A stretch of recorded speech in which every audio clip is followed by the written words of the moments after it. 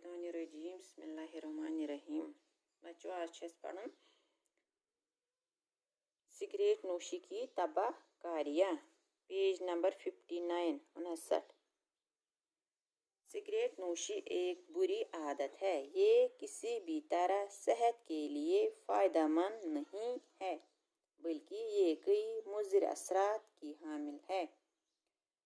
इन्हीं मुज़िर असरात के पेश नज़र इसको बैनुल-अक़वामी सतह पर इंजूरियस टू हेल्थ करार दिया गया है और सिगरेट के हर पैकेट पर ये जुमला दर्ज होता है। कुछ साल पहले इस जुमले में तब्दीली लाई गई। अब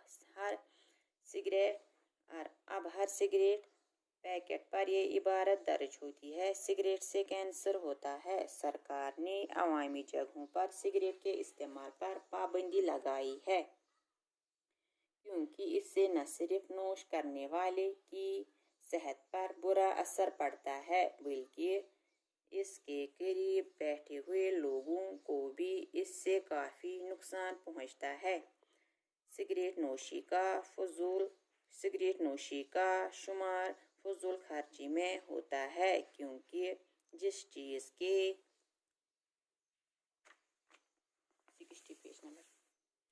खाने पीने और इस्तेमाल करने से इंसान को कोई फ़ायदा हासिल नहीं होता है, वो फजूल खर्ची में आती है। फजूल खर्ची करने वाला शैतान का भाई होता है। सिगरेट नोशी एक नशा के सिवा कुछ भी नहीं है। दुनिया के तकरीबन तमाम मज़ाहिब ने नशा आवर अशिया के इस्तेमाल से मना किया है। सिगरेट नोशी भी तमाम आलमी मज़ाहिब की नज़रों में एक बुरी चीज़ है। इस नशे के मुज़िर असरात की अगर गिनती की जाए तो तवील फहरिस्त तैयार होगी। सिगरेट नोशी सेहत को बेकार कर देती है और बेशुमार किस्म की बीमारियों को जन्म देती है। कुछ अतबा ने इससे सांप से तशबीह दी है, जो आदमी के जिस्म से लिपटा हुआ है। ये जहन को बोझल बनाकर इंसान की हरकत व सकनात पर भी बुरा असर डालती है। इसीलिए बैज़ उलमा ने हुक्का को मकरूह करार दिया है और बैज़ ने हराम भी। प्यारे बच्चों, यह मशी वनन सिगरेट नोशी अमिश सिगरेट नोशी मतलब सिगरेट चवन कह नशे कर सिगरेट चवन अमिश तबाहकारी बर्बादी क्या दपान सिगरेट नोशी बुर आदत। सिगरेट चुन बुर आदत। यह कुन ते तरीक सेहत खतर फायदेमंद क्या, बल्कि सिर्फ क्या वातनावन जरर खराबी करन। इसलिए अत क्या दुतमुत करार मत मुज़िर असरात क्या वोनमुत इन्हीं मुज़िर असरात के पेश नज़र इसको बैनुल-अक़वामी सतह पर क्या कर इंजूरियस टू हेल्थ।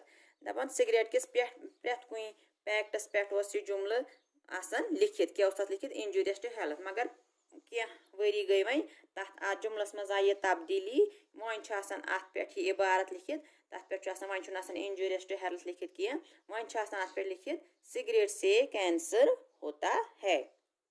दपान सरकारन अवामी जगह मतलब कुछ जाए बस स्टॉपन पे या गाड़ियन मज या कुन तथस अवाम तथ दिम सरकारन अत पे पाबंदी लगम, सिगरेट चेनस पे लगम पाबंदी। क्यों क्या अम सिगरेट नोश नोश कर वोल चन वोल अम सेहत सत बुरा असर पेवान क्या, अलबत्ता अमिस नज़दीक अम समिस लड़ यमिस कुन दुश गसान यह अम नुकसान अम वातान।